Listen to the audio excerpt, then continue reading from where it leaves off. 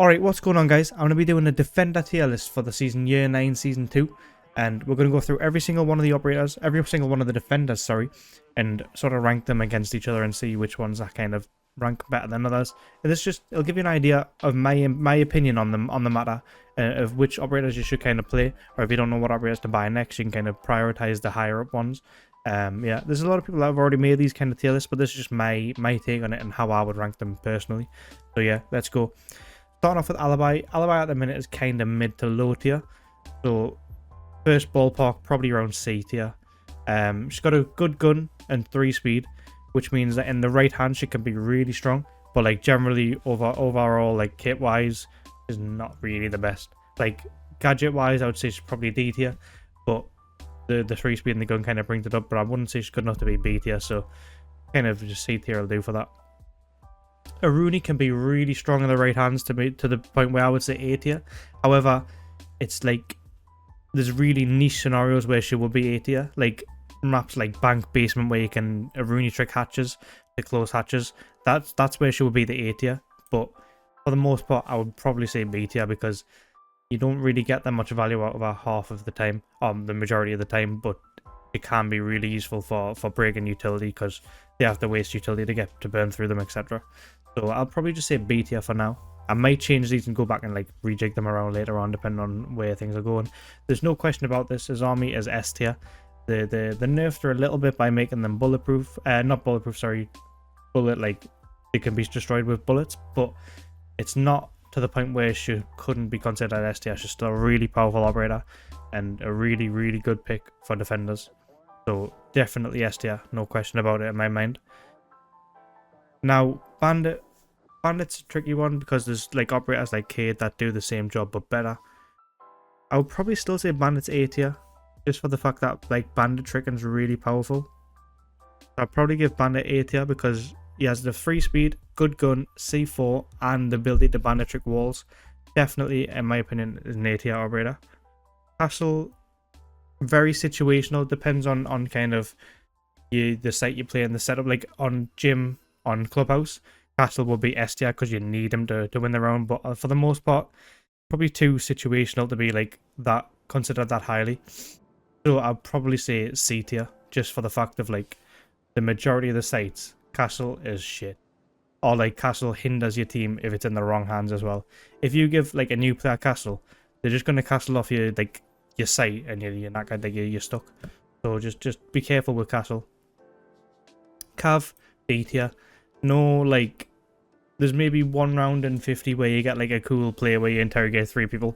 It's not to the point where she's a useful operator. Like there's a cool pick for like a one-off random play that might win you a round, but you're not gonna win games, and you're not gonna win, like you're not gonna rank up all the way to champion.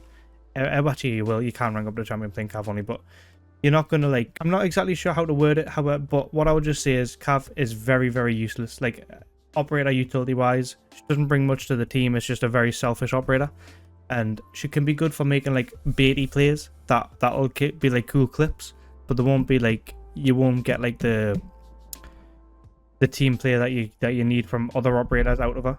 So I just wouldn't say, like, wouldn't rate her highly for that reason pretty much alone. Again, a lot of people complain about Clash being broken and hard to deal with.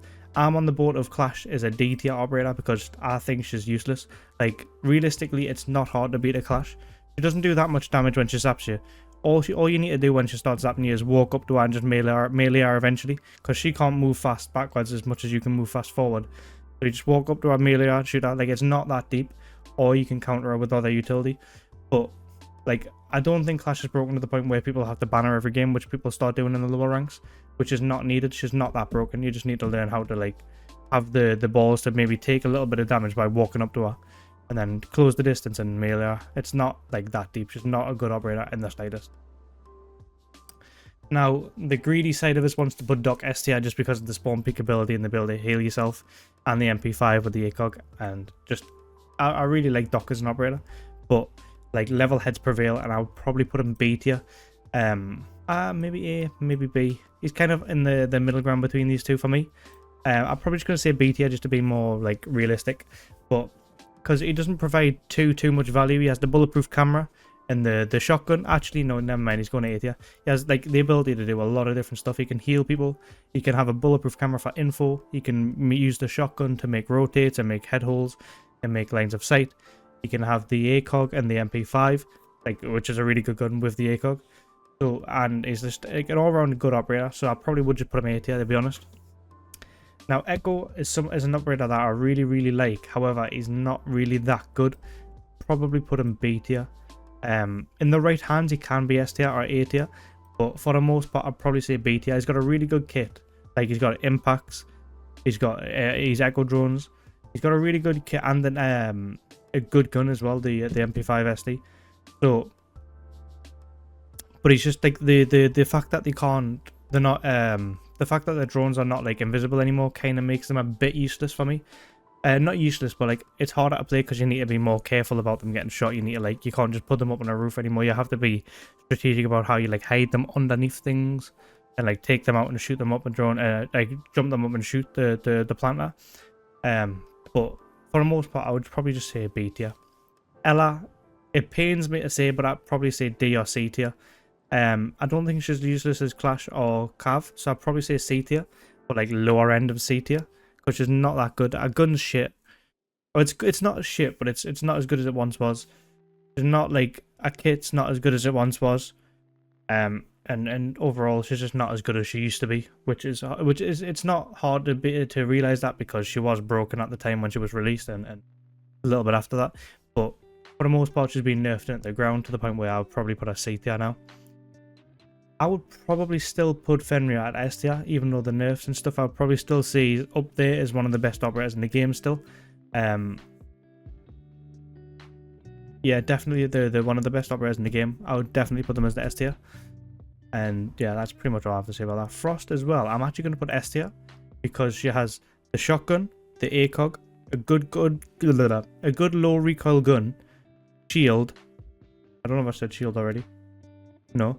And basically she can do a lot of different stuff. She can be like a really good solo queue operator because you can make holes, you can make rotates, you can have frost traps just for like a random freebie kill, and you have an ACOG and you have a good gun and a 2-speed. So yeah, I've definitely put Frost as an S tier, which might be a bit of a weird pick for some people. I don't know if everyone will put him as S tier. I'll put Frost as S tier, sorry. So yeah, let a comment down below if you would put Frost as an S tier. Goyo, Goyo's is a tricky one. He's not really amazing, but he has an ACOG and a high rate of fire gun, which in Siege rate of fire is king. So I'll probably put him B tier. The gadget's good, it lasts a long time, but it's not like they're not that broken. Like they can be easily destructive, easily destroyed, and like countered. So I'll probably put him B tier just for the sake of argument's sake. For argument's sake, Jaeger, he's a little bit on the weaker side. Why is that moved? Okay. Jaeger is a little bit on the weaker side from what he used to be. I'll probably still put him A or B tier. Because without Jaeger, you just get naded, or without any kind of nade, you just get naded and flashed and smoked. So he's kind of like has to be on the higher tiers. But it's a question of either A or B, which I'm not too sure of just yet. I'm probably just gonna say A tier, and then actually, it's tough. It's tough because he only stops one gadget, like one nade, for like every 10 seconds, which is nice. But in a like coordinated game of Siege, it's not that important to have like the 10-second delay. It's basically just one thing, and then the shield gets destroyed or whatever it's protecting gets destroyed. So I'm just gonna put him B tier. Cade is an operator that can be really strong in certain situations. If Thatcher's banned, Cade is an S tier because you can like put them in a way that's weird, so that it's hard to impact AMP them and require the enemies to run 3 different operators to get the wall open, or at least to require them to run hard breach, AMPs, and an IQ to be able to see where the Cades are. That like to require all that stuff has to put Cade in at least A tier. And then it's a question of would he go to S tier, but I'll probably say A tier because his guns are a bit weak. He does have a C4 which is on his favour, and he does have good utility, but not enough to be S tier. Kapkan, I really like Kapkan as an operator. However, I think he's a little bit too situational to be useful. I'm probably going to put him C or B tier. Like, if it was my personal opinion of like my favourite operators, Kapkan will be A or S tier because I like just playing him because he's fun. But for the sake of like actual helpfulness to the team, he's not helpful to the team. Apart from like maybe you get some chip damage or maybe you get a free kill somewhere. And he has a C4 as well, but it's so yeah, I'm probably gonna put him C tier just for the sake of being realistic about it. Legion, before he lost his impact, would definitely be S tier. There's a question of if he's still S tier for me, but I want to put S tier as like the operators that I fully consider to be like the best of the best. So I'll probably put him high A tier, like on the verge of being S tier, because he has a shotgun, a good gun, and his Legion mines can be really powerful. So he's A, high A, like low S tier kind of vibe for me. Maestro, I'd probably definitely say B tier. His evil eyes are good, but they're really counterable. Like they're really they're not as good as they used to be. They're not as broken as they used to be. And the Alda's a really good gun, but he doesn't have the ACOG anymore, and he has like a 1 speed as well, which is not really my favor. Not really in my favor as a player. So I'm probably just gonna put him B tier just for the sake of that. In the right hands, he can be really useful. Same with Echo. Like they can be really useful in the right hands. Kind of goes with a lot of these operators in the B tier. Now Melusi, I would definitely say Melusi is an A tier operator. The Banshees are really powerful, even though they can be destroyed by being shot. Once they're in the range of the Melusi, they can be shot, obviously.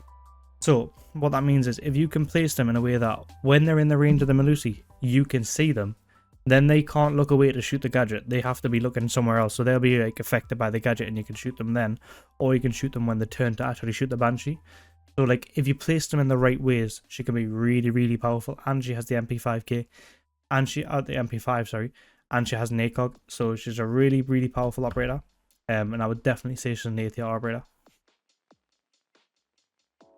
Mira right now is kind of in a weak state, to the point where I'm going to put her C tier, because she can be destroyed by ash charges. She can be kind of like, can be counted in a lot of different ways these days, and it's just not as good as it used to be.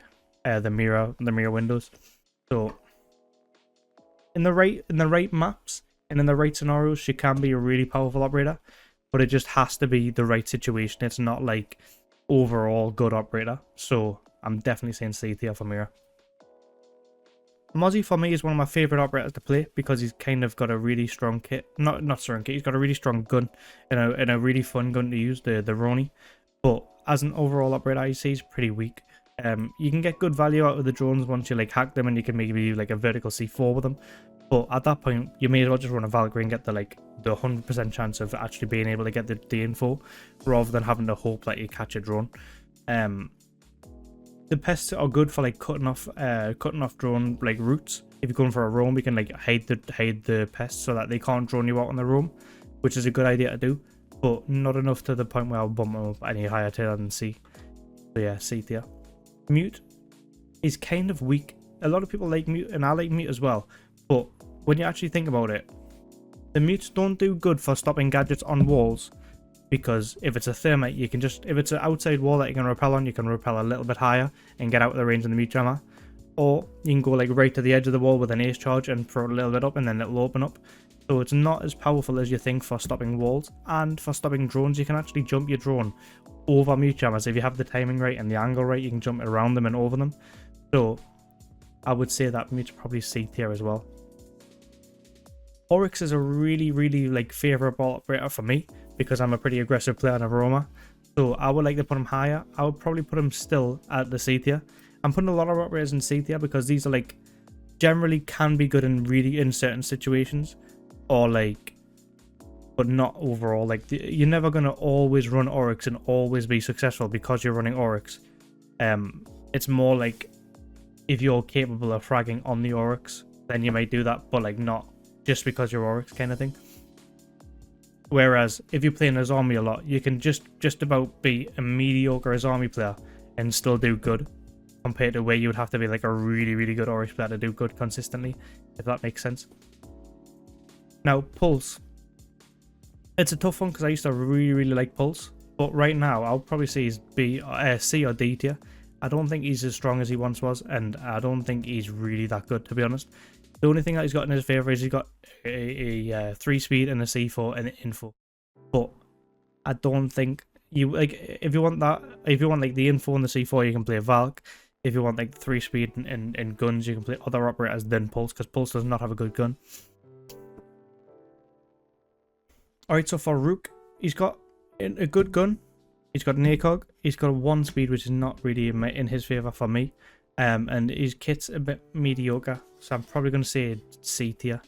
I'm being a little bit harsh with some of these. Like Mira could probably be bumped up to B tier, which I might do actually. But yeah, I think that's like good standing so far. Now Recruit, on the defense side, I don't see Recruit being as valuable as he is on the attack side, or as they are on the attack side. I'll probably say the Recruit is B tier, because the what I like to do is to pair up the bulletproof camera and the C4 and do a vertical C4 with that. It's a really fun idea that I've been playing with, and a fun thing to do in games. But I wouldn't say Recruit is broken or like overpowered or like really, really good. So yeah, probably middle of the table. Smoke, easily A tier or S tier. I'm going to say A tier just for the sake of having S tier being the best of the best. Smoke is a really strong operator. He's got the shotgun to make holes. He's got the SMG-11, which is good for like actually being a gun. He's got barbed wire. He's got beepers, and he's got a really good utility for wasting time in the late round. If you're a good IGLer, you're probably going to be a good playing Smoke, because you can use the smokes to sort of direct the pace of the round and direct the pace of the game. So definitely an A tier operator for me. Solus, I would kind of still say is a really powerful operator, even though she can't be used in the prep phase, and like you have to wait till it's fully charged. I'm probably going to say A tier just for the sake of, again, having S tier being the best of the best in my opinion. I'm kind of thinking about bumping Frost down from S tier at this minute, but yeah, Solus is definitely up there as a good operator though. Tachanka, easy D tier, let's just move on. Frost again, easy D tier. Now Frost, I'm probably going to say C tier. Just because I really like Frost and I like doing things with the thorn traps to like create like freebies by like pairing all 3 of them up together and try and get like so the enemies run it. Like a good example is Chalet Trench. If you put them behind like the barrels on the walls and stuff, when they run in, they pop the first one, they run further, they pop the second, they run the further, they get the third, and then at that point they're just dead. It's a really fun thing to do. But it's too situational to mean that Thorn, is a good operator. So definitely C tier. Thunderbird, easy D tier in my opinion, it's just not good in the slightest. If you want healing, you want to play someone like Doc. She's not like, she's got an okay gun, but like it's not that great. She's not that like good. Tuber, easy S tier. There's been so many times where games have just been decided for the fact that you can't get the wall open because they're playing Tuber and combining it with a bandit and stuff, and it's just hard to deal with it, especially in ranked where you don't have the communication you might have in like a competitive game. Valkyrie, in my opinion, should be S tier, but I'm probably going to bump her down to A tier. Actually, no, I'm going to put Valkyrie in S tier and bump down Frost to A tier, just because Valkyrie is a really, really, really powerful operator. You have 3 cameras, which are really good for getting info, getting like vertical C4s, getting even just having the info of what the attackers are doing. It's just really, really powerful in Siege. Information is king in Siege. You need to know what your enemies are doing so that you can develop counter strategies and counter plans. So easily, Valk is an S tier operator. The only thing that's kind of bumping Valk down in my mind is the guns are pretty weak, and even then it's not enough to the point where I'd say A tier. So yeah, Valk is S tier. Vigil at the minute I'd probably say is D, C tier. He's not that good. He's not as good as he used to be. He's like in the right hands he can be good, but as overall operators go, not really that good. With I'd probably say B tier. Again, like kind of like Jaeger, he's like middle of the pack. He's okay. He's good at stopping nades. He's good for what he does. He's probably better than Jaeger. For what he does, he can be really powerful in the right hands and in the right situations. But overall, operator wise, there's a lot better operators to choose from if you're choosing like in terms of how good the operator is. Warden, probably C or D tier. He's not that great. After losing the ACOG and the 1 speed, it kind of means that he's not really... not losing the ACOG, sorry. Losing the 1.5 and being a 1 speed kind of means that he's really kind of weak, in my opinion. He has a shield, which is a bonus for him, but so does operators like Frost and Thorn.